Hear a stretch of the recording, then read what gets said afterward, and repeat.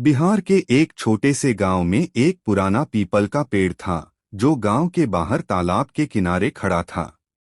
लोग कहते थे कि उस पेड़ के नीचे रात में कोई नहीं जाता क्योंकि वहां कोई रहता है। गांव के बुजुर्गों का कहना था कि बरसों पहले उसी पेड़ के नीचे एक साधु ने समाधि ली थी और तब से वहां अजीब घटनाएं होने लगीं। रात को उस पेड़ से अक्सर घंटियों की आवाज आती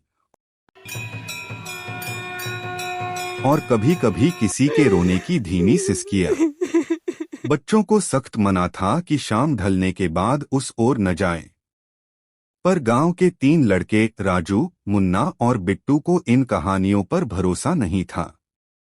एक दिन उन्होंने हिम्मत दिखाने की ठानी।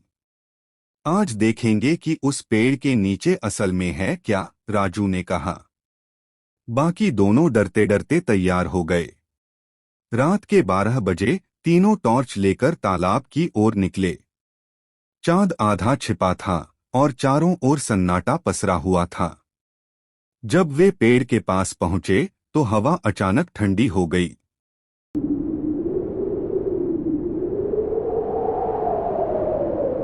टॉर्च की रोशनी कांपने लगी। मुन्ना ने हंसकर कहा, देखो, कुछ नहीं है यहाँ। तभी पीछे से पत्तों की सरसराहट हुई।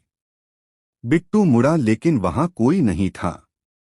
अचानक पेड़ की डाल से कुछ गिरा। वह एक पुरानी माला थी जो आधी जली हुई थी। राजू ने माला उठाई, तभी पेड़ से किसी के हंसने की आवाज आई, धीमी पर खौफनाक। तीनों लड़के जड़ हो गए। आवाज अब पास आने लगी।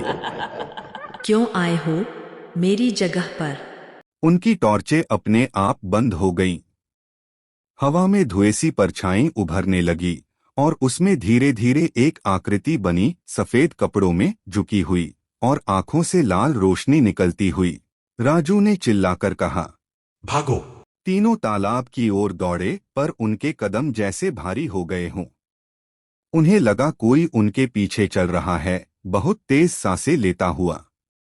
जब वे गांव की चौपाल तक पहुंचे तो उनके शरीर कांप रहे थे। उसके बाद से राजू, मुन्ना और बिट्टू में से कोई भी उस रास्ते से नहीं गया।